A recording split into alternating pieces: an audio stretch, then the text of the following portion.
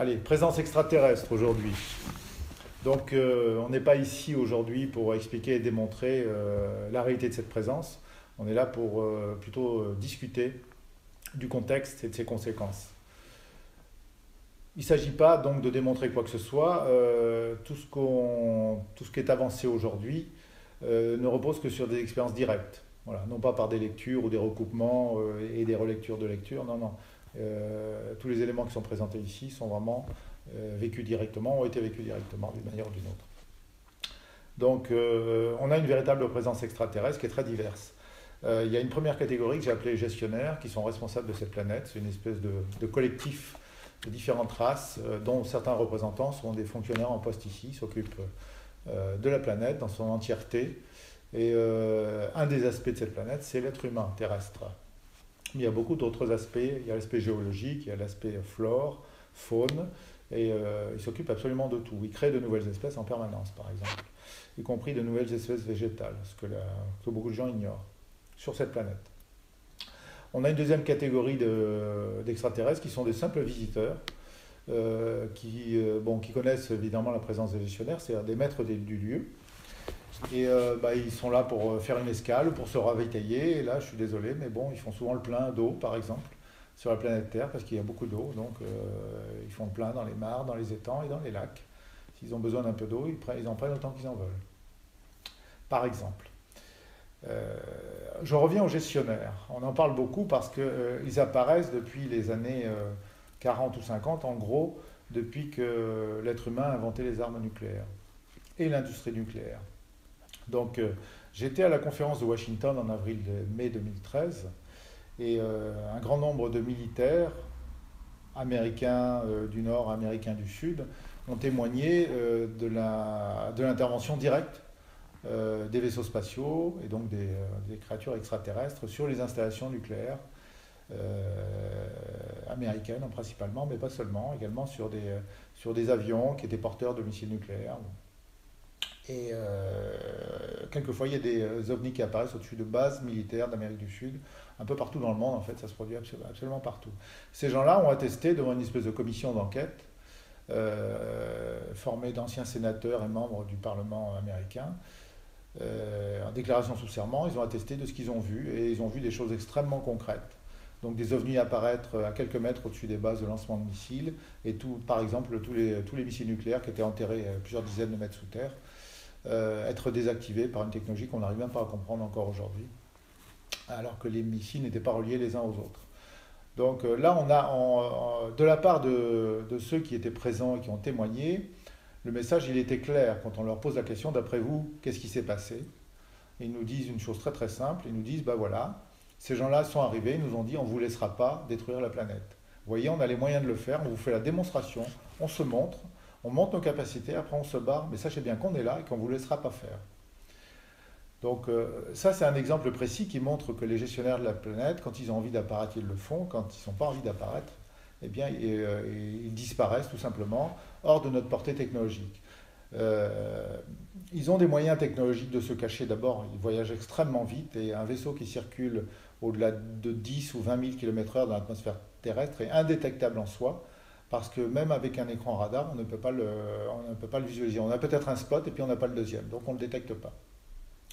D'autre part, ils ont des technologies qui leur permettent de monter en vibration, pour ceux qui sont familiers avec ces concepts-là, et de passer dans des dimensions vibratoires supérieures, ce qu'on appelle le plan éthérique.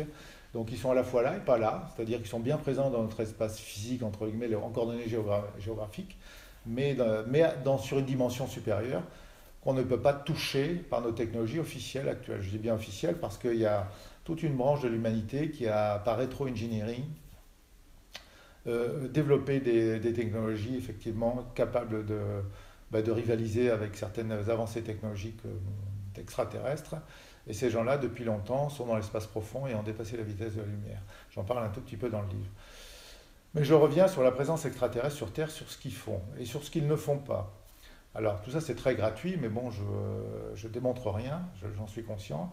Mais avec un peu de réflexion, chacun arrivera aux mêmes conclusions. Ils ne sont pas là pour envahir la Terre ni la posséder. Parce que s'ils voulaient le faire, ce serait très facile, ils l'auraient fait depuis très longtemps. Ils ne nous ont pas rendus en esclavage. Est-ce que vous vous sentez esclave? Si vous vous sentez esclave, c'est peut-être de votre gouvernement, si vous êtes à Cuba ou ailleurs, ou en Chine, mais certainement pas des créatures extraterrestres. Ces gens-là ne vous ont pas rendu esclave de quoi que ce soit. Ils ne vous ont rien volé non plus, pour la bonne et excellente raison, c'est qu'ils ont des richesses infiniment plus grandes et plus intéressantes que celles que vous pouvez pauvrement posséder sur Terre. Quand on a la capacité à voyager plus vite que la lumière, quand on a la capacité à créer n'importe quel type de matière avec des sources d'énergie illimitées, l'économie est tout à fait différente de celle qu'on peut connaître sur Terre. On n'est plus dans la rareté. On est, pour l'instant, avec nos technologies et nos moyens d'agir sur Terre, on est dans la rareté. C'est-à-dire produire un matériau, ça coûte de l'énergie est rare, on ne sait pas la stocker, on ne sait pas la produire en quantité limitée, donc tout est compliqué. Ces gens-là ont depuis très longtemps, sont sortis de la rareté.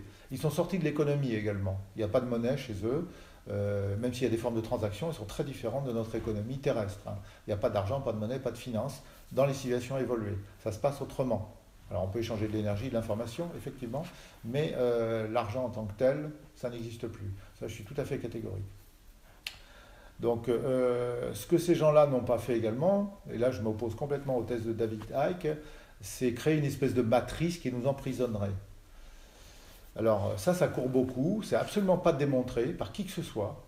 On a simplement quelquefois des témoignages de personnes qui ont été abductées et qui tombent dans une espèce de psychose par défaut, on va dire, d'analyse et par traumatisme aussi, parce qu'on ne leur avait pas expliqué ces réalités-là. Donc si, ce que j'explique, et ça je le sais de manière certaine, si les gens se sentent parasités ou mis en esclavage ou dans une espèce de matrice, ça ne vient pas de ceux qu'on appelle les extraterrestres.